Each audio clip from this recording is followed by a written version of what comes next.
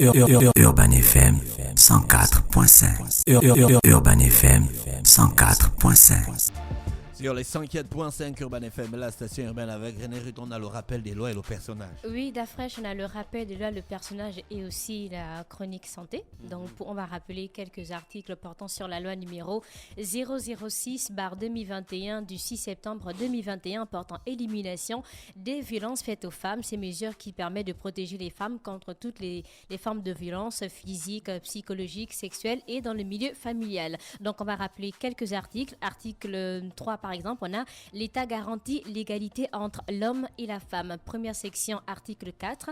La scolarisation est obligatoire pour tout enfant sans distinction de sexe, de race et de religion jusqu'à l'âge de 16 ans. Article 10. En cas de violence sexuelle, notamment de viol, les frais relatifs aux actes médicaux et à l'émission des certificats et attestations sont à la charge de l'État. Section 3, article 12. L'État a l'obligation de promouvoir la prise en charge et le traitement des cas de violence à l'égard des femmes par les institutions judiciaires. Article 14. Les personnes concernées par le traitement judiciaire des violences faites aux femmes sont tenues de diligenter la procédure dans un délai d'1 mois au plus tard. Article 15. Les victimes de violences doivent être informées de leurs droits à chaque étape de la procédure. Chapitre 3 du droit des victimes, des mesures de protection et de la procédure. Article 25. Les femmes victimes des violences ont droit à la gratuité de l'information, à l'octroi de l'aide sociale et à l'assistance juridique de la part de l'État. Article 26.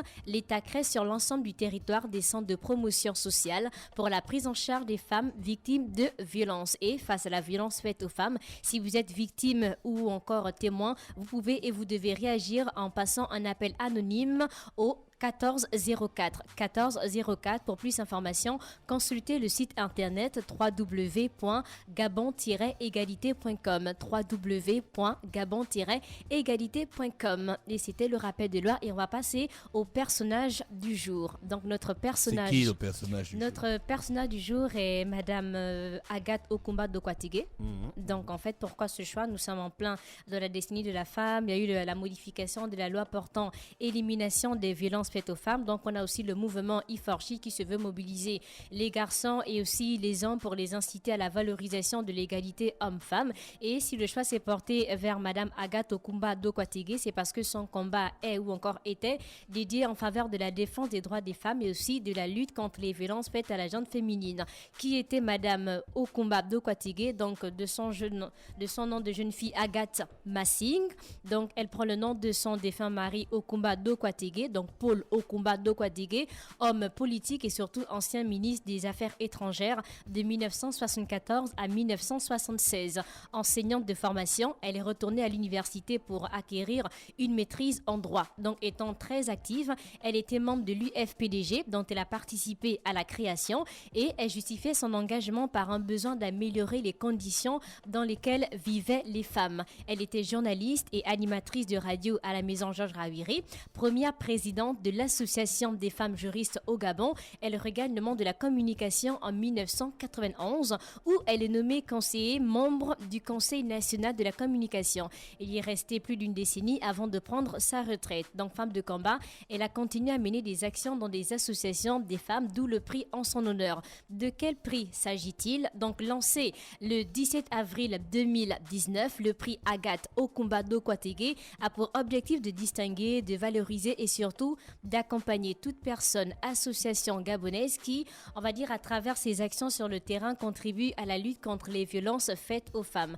Et la première édition a récompensé l'ONG ODFPA, donc c'est une ONG de défense des droits de la femme. La deuxième édition a été remportée par l'ONG Malachi pour ses actions en faveur des personnes vulnérables. La troisième édition, la fondation Sylvia Bongo Ondimba, initiatrice de ce prix, souhaite récompenser les organisations ou encore associations qui œuvrent en faveur de la promotion de l'égalité des genres en milieu scolaire dans notre pays. Donc, les personnes intéressées peuvent également demander à recevoir le formulaire en envoyant un mail à l'adresse contact@fondationsbo.org ou appeler simplement le +241 011 77 86 70.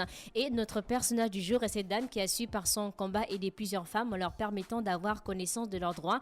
Elle est née en 1932, elle est décédée le 30 janvier 2020 à l'âge de 88 ans. Donc c'était notre persona du jour. Ensuite, on a la rubrique santé.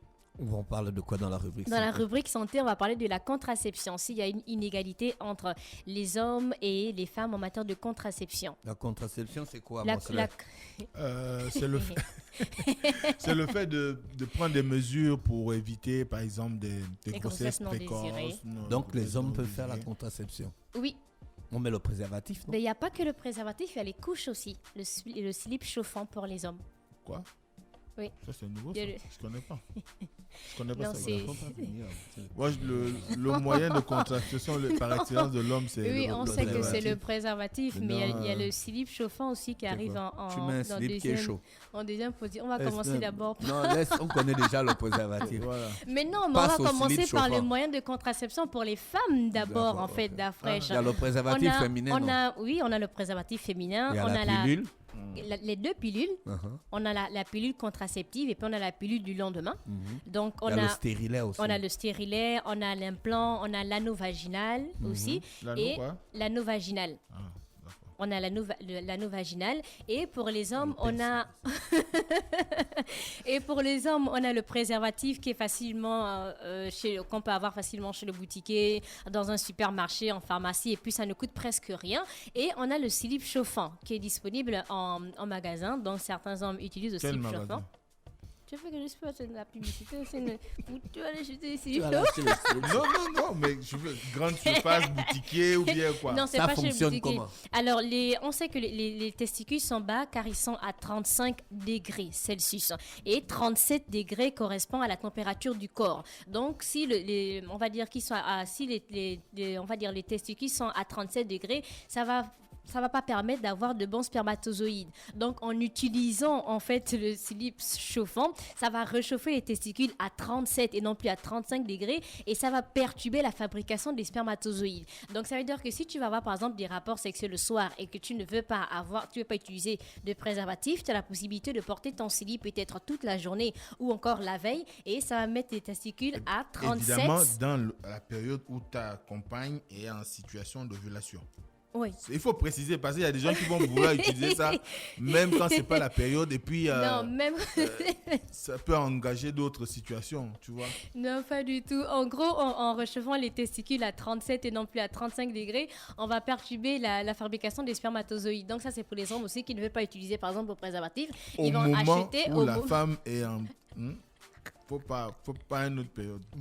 Donc tu peux... Oui, vas-y. Il y a aussi le préservatif. Là, on peut acheter ça chez le boutiquier, c'est en pharmacie, c'est moins cher. Mais par rapport aux moyens de contraception des femmes, c'est un peu plus difficile. Par exemple, pour l'implant, c'est ce petit bâtonnet-là qu'on insère dans la peau et qui permet de bloquer l'ovulation. Donc, il peut être retiré à tout moment et l'implant coûte 50 000 francs. Donc, on sait que ça, ce n'est pas déjà donné à toutes les femmes de payer 50 000 francs à chaque fois. Et pour l'homme, par exemple, le préservatif, il peut aller chez le boutiquier, il peut aller dans un supermarché, il peut prendre 1, 2, 3, 4 cartons, alors que la femme, elle a l'implant, elle a l'anneau vaginal, elle a le stérilet, et à chaque fois, c'est pas chez le boutiquier que ça peut se faire, c'est pas parfois en pharmacie, il faut à chaque fois qu'elle aille voir un médecin ou encore un infirmier. Donc là, il faut voir un spécialiste, et il y a aussi le prix, ce n'est pas accessible à toutes les femmes. Donc on voit déjà que par rapport aux moyens de contraception, c'est un peu plus difficile pour les femmes que pour les hommes parce que l'homme il a le préservatif et il a le slip chauffant et parce que la femme elle a beaucoup d'autres moyens qui ne sont pas à la portée de toutes les bourses, donc à part le préservatif aussi féminin qui est difficile d'avoir dans les boutiques, dans les supermarchés qu'on peut avoir en pharmacie. Et on a la pilule contraceptive, donc là tu la prends. Tu peux la prendre sur plusieurs mois et ça va bloquer ton cycle, tu n'auras peut-être plus des règles et c'est une pilule, si tu dois la prendre tous les jours à 8h ou à 6h45, il faut obligatoirement respecter l'heure. Et après, on a une autre pilule, donc la contraception d'urgence aussi appelée la pilule du lendemain. Ça, c'est juste une fois dans le cycle et c'est généralement pris entre 48 ou encore 72 heures après le rapport. Donc, quand on parle de moyens de contraception, il y a un peu d'inégalité pour les hommes et pour les femmes. Surtout que les moyens de contraception des femmes ne sont pas pris en charge, on va dire, par les maisons d'assurance. Et quand on pose la question, donc la contraception, y a-t-il une inégalité entre les hommes et les femmes? Oui, une inégalité. Et c'était tout pour notre petite rubrique santé des gens. Merci René Ruth avec nous ce matin sur les 104.5 Urban FM, la station urbaine dans l'UDA Fresh Morning, le réveil matinal, le plus haut de la capitale, sur la radio, la plus haute de la capitale. On te souhaite donc de passer. J'ai vu un document sur Brut qui parle de la contraception chez les hommes. Donc il y a 5 moyens de contraception pour les hommes. Il y en a qu'on ne connaît pas. Mais il n'y a que 2 tu as présenté. Oui, il n'y a que 2 que j'ai présenté. Qu'elle connaissait 5. Après, je ne vais pas tout citer. Même chez les femmes, je n'ai pas tout cité. Ah bon Non, il y en a beaucoup plus. Okay. C'est le show. On va retrouver Mosley dans le Da Fresh Morning maintenant. Ne bougez pas, juste après le jingle. Urban FM 104.5.